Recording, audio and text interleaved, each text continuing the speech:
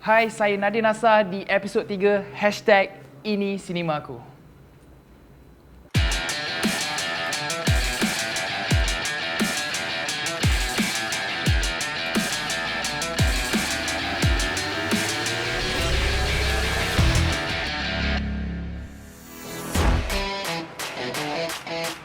Hai, Assalamualaikum dan salam sejahtera. Bersama saya Nadia Nasar di Sinema #Ini Sinemaku.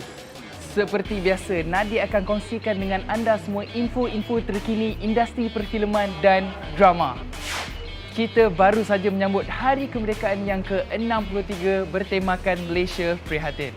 Setiap tahun kita pasti tertunggu-tunggu iklan berjiwa Malaysia karya Allahyarham Yasmin Ahmad yang turut mengarah cerita Sepit, Gubra, Mohsin dan banyak lagi. Ini adalah fakta yang anda perlu tahu tentang Allahyarham Yasmin Ahmad.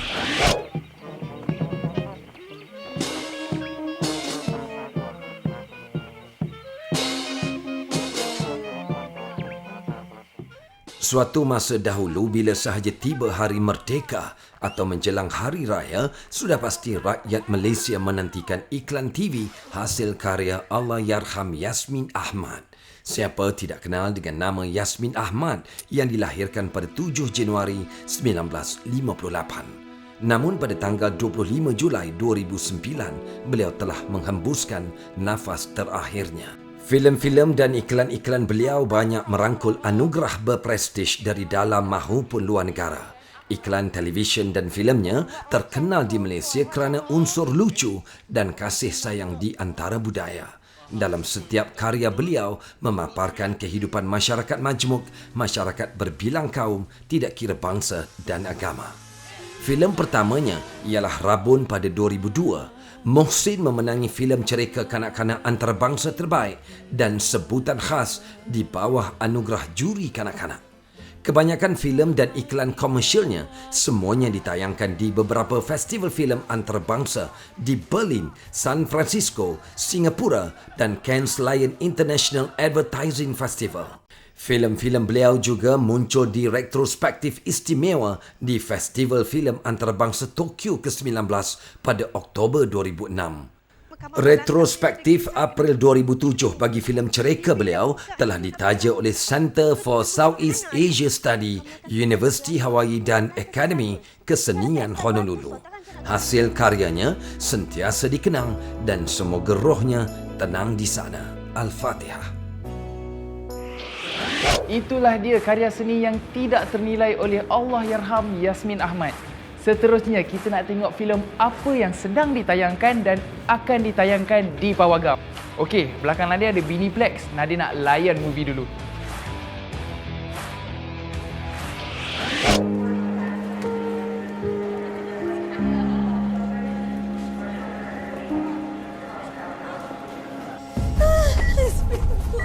Ada apa dengan dosa mengangkat kisah seorang ustaz menghadapi dosa silam apabila pernah berzina hingga melahirkan anak luar nikah.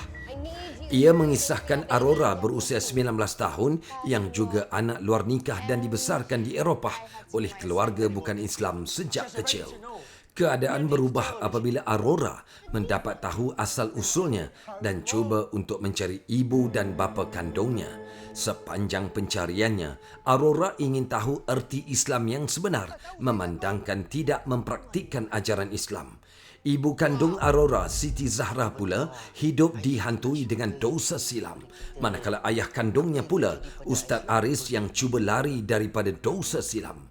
Dia tidak mengakui Aurora adalah anak kandung kerana takut maruahnya tercalar. Saya bukan ibu awak.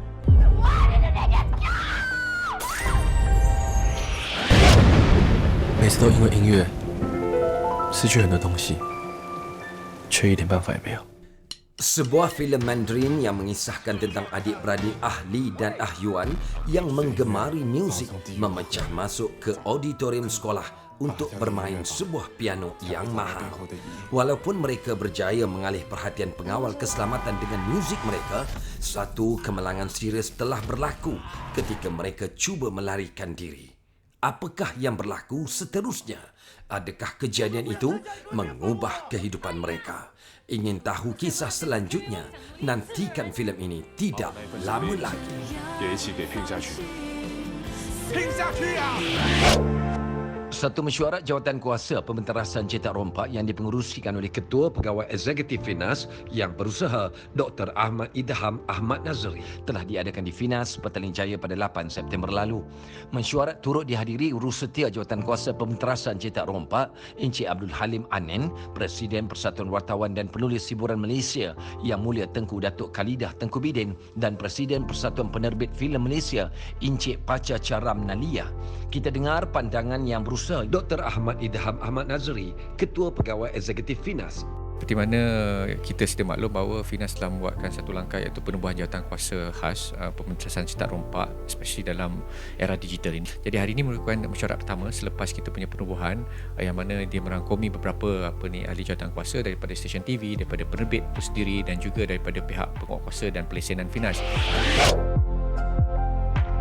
Pada 2 September lalu berlangsung majlis sembah menghadap ke bawah Duli Yang Maha Mulia yang di-Pertuan Besar Negeri Sembilan, Tuanku Muhriz Ibni Almarhum Tuanku Munawir Odih. Yang berusaha Dr. Ahmad Idham Ahmad Nazri, Ketua Pegawai Eksekutif Finas di Istana Hinggap Seremban Negeri Sembilan. Majlis turut disertai pegawai Finas, bahagian kreatif dan teknikal. Pengerusi Finas yang berusaha Tuan Zakaria Abdul Hamid baru-baru ini menghadiri mesyuarat agung ke-11 dan pemilihan ahli jawatankuasa Persatuan Kebajikan Artis Veteran Malaysia bagi sesi 2020-2023 di Auditorium Tuanku Abdul Rahman Malaysia Tourism Centre di Kuala Lumpur. Juga diadakan perasmian saluran YouTube artis Otai Channel.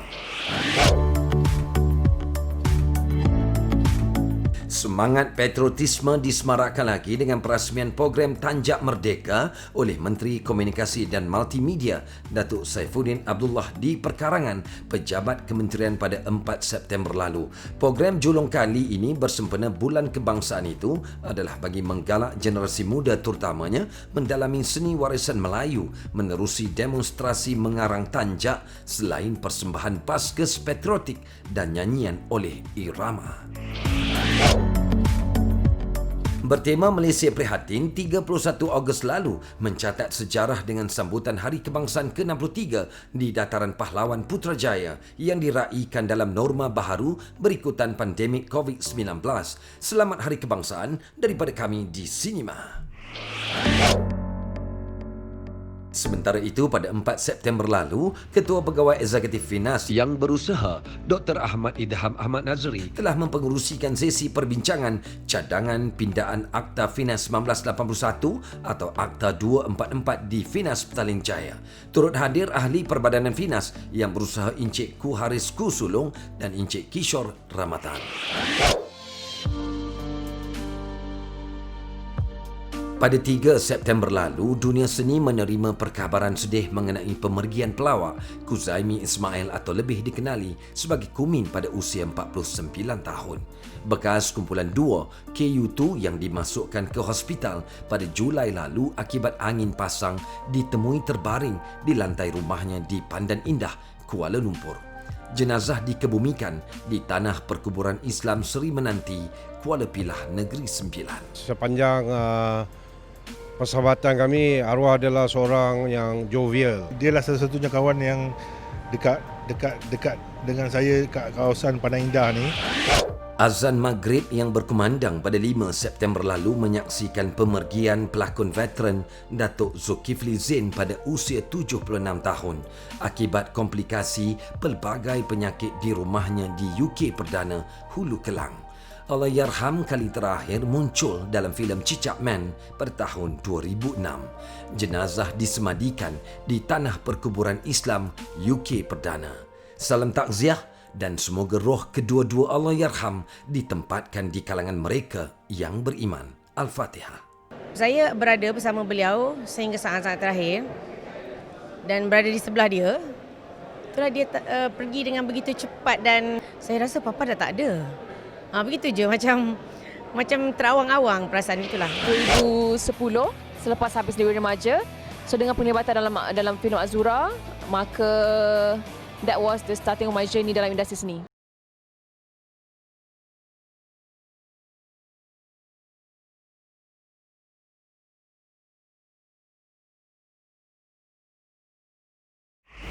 Bersama saya Nadia Nasa di Sinema #ini Sinemaku. Ketika PKP, banyak filem yang ditangguh tayangannya, termasuklah filem Ada Apa Dengan Dosa. Dengar cerita pelbagai cabaran yang dihadapi oleh kru produksi filem Ada Apa Dengan Dosa di Scotland. Nak tahu apa? Roll it. Islam is beautiful. But why? Sebalik skrin minggu ini, kita akan bercerita tentang filem Ada Apa Dengan Dosa. Hai, Assalamualaikum. Saya Wana Ali dan saya memainkan watak Aurora. Banyak bermain dengan jiwa, banyak bermain dengan emosi. Dalam cerita ni, dia menceritakan tentang journey Aurora mencari ibu bapa dia. Disebabkan Aurora tiada agama dan dibesarkan tanpa agama, dia lost, jiwa dia tak kental lah, boleh cakap macam tu, sebab dia senang ikut emosi sangat tanpa berfikiran waras. Itu Aurora. Saya Ashraf Muslim, memainkan watak Ustaz Haris. Ustaz Haris ini adalah seorang penceramah ataupun seorang ilmuwan agama yang terkenal di dalam negara Malaysia. Walaupun macam tu, Ustaz Haris ini mempunyai kisah-kisah silam yang tidak boleh dilupai oleh diri beliau dan juga memberikan kesan terhadap diri beliau. Hai, nama saya Fasha Sanda. Saya memegang watak Siti Zahra. Siti Zahra asalnya seorang gadis yang periang, anak manja kepada ibu bapanya. Tetapi dia dibelenggu oleh kisah silamnya, di mana kisah silamnya menghantui dirinya sehingga membuatkan dia marah pada dirinya dan pada anaknya di atas kisah lampau dia.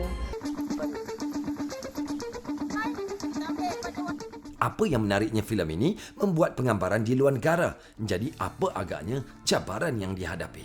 Mana-mana pun penggambaran memang ada masalah.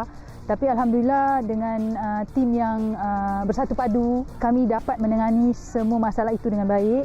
Basically, kita punya biggest challenge is weather. Cabaran dia yang pertama ialah macam mana saya nak memainkan dua watak yang berbeza sebenarnya Ustaz Haris ni. Tak jatuhkan reputasi saya. Awak ingat saya siapa? Satu Malaysia tahu saya siapa. Watak Aurora banyak main jiwa dan perasaan, banyak main dengan mental, banyak kena fikir macam mana aku nak kena react, macam mana aku nak kena rasa. So it was a bit hard for me. Islam is beautiful. But why? Hai, saya Rahila Ali, merupakan pengarah filem Ada Apa Dengan Dosa. Jadi pastikan anda semua beramai-ramai ke Pawagam untuk menyaksikan Ada Apa Dengan Dosa. Jangan lupa untuk menonton filem Ada Apa Dengan Dosa. Tell them anymore, Katrina. Oh no, Aurora. Apa guna Islamkan beribu-ribu orang? Ustaz jangan hancurkan harapan Islam dalam diri dia. Okay guys, Assalamualaikum. Good morning. Okay, sekarang ni baru pukul 7. Siapa yang tidak kenal dengan pelakon Shahnaz Ahmad mula menceburkan diri dalam bidang perfilman sekitar tahun 2010 dan kini Shahnaz telah melakonkan hampir 13 buah filem. Hai, Assalamualaikum. Saya Shahnaz Ahmad. Dan macam mana saya boleh mencebur dalam bidang perfilman ya? Actually first filem saya itu Seru bersama dengan Pierre Andre dan juga Wu Mengjin. For the first time saya pergi casting and then Wu Mengjin datang dekat saya, Shahnaz, I got film for you. Oh ya betul, aku first time buat filem. So itu terus saya dapat filem, tapi saya dah buat drama lah about 2 years dah. Masa tu saya dah buat drama. And then dia datang kat saya, Shahnaz nak buat filem seram. Dia seram-seramnya aku. Okay, so saya pun kena buat filem seram lah. So that's what I did. And then Alhamdulillah saya berjaya buat. That is my first filem dan juga terus jadi leading. I ada idea. Oh ya sangat nak tolong aku ni pasal apa? I nak you jadi cikgu I. Ajar I lawan. Ada signboard ke? Dalam banyak-banyak watak apakah yang paling sukar untuk dibawa? Watak yang paling susah bagi saya untuk saya carry adalah ada dua bagi saya. Satu adalah Lantodak dan nombor dua adalah Devoted, cerita Devoted yang saya bawa melalui cerita View masa tu. Kalau awak rasa tak selesa, awak boleh bawa anak dan suami awak balik. Tempat tu bukan penjara. Masa tu memang terlampau scary lah sebab terlampau in character orang kata kan. Lantodak memang scary lah. Saya pun scary balik dengan diri saya bila saya fikir sebab dia depres dalaman. Hijab, apa, botak lah, panjang, komeng, ayam. Dah macam kartun Smurf lah. Tak tahulah, mungkin saya tak pandai lagi nak kononnya method tapi termakan diri jugalah padan muka. Watak favourite saya sentiasa lah jahat. Saya memang suka watak jahat. Bukan jahat lah, okeylah jahat. Baik. Itulah dia Shahnaz Ahmad yang tidak boleh lupakan watak antagonis beliau di dalam filem Juvana sebagai Lantoda. Memang hebat pelakonan beliau. Beralih kepada cerita wanita jelita. Bukan ini tetapi Niloufar, iaitu pengacara, pelakon dan juga usahawan. Kabarnya Niloufar akan melebarkan sayapnya ke Indonesia. Bersama Niloufar di Hot Seat kita minggu ini.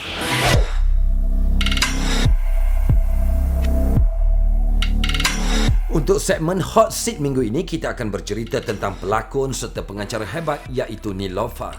Kerjayanya bermula selepas dia dinobatkan sebagai Dewi Remaja sekitar tahun 2010. First offer daripada Director Aziz M. Osman pada tahun 2010 selepas habis Dewi Remaja. So dengan penglibatan dalam filem Azura, maka that was the starting of my journey dalam industri seni.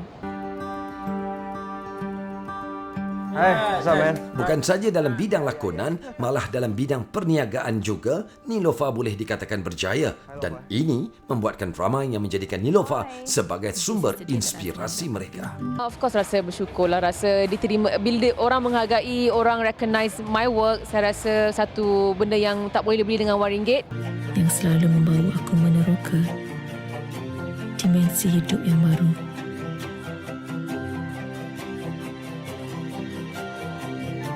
Impianku agar kau mencapai impianmu. Itu atas usaha, doa, keberkatan dan juga kerja keras yang saya dan juga tim dan juga orang ramai. Saya punya pengikut yang yang memberi sokongan. Semua tu antara penyebablah faktor-faktor kepada pencapaian dan juga kepada siapa saya hari ini. What about you? I've been waiting for you since 2. Dengar cerita, Niloufar telah pun dilamar oleh produksi filem di Indonesia. Tawaran dah ada, skrip pun dah ada dah sebenarnya. Saya tak sempat pun lagi nak masuk Indonesia.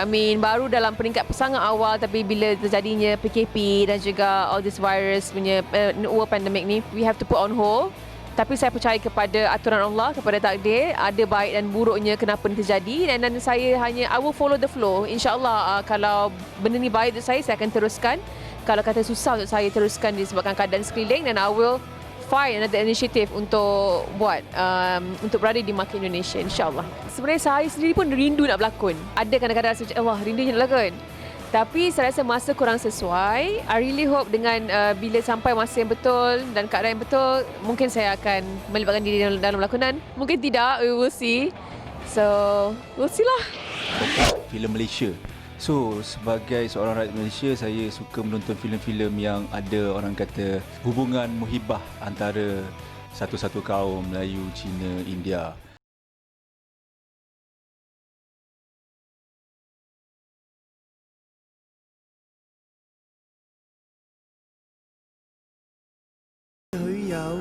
Saya plus nak go Mega.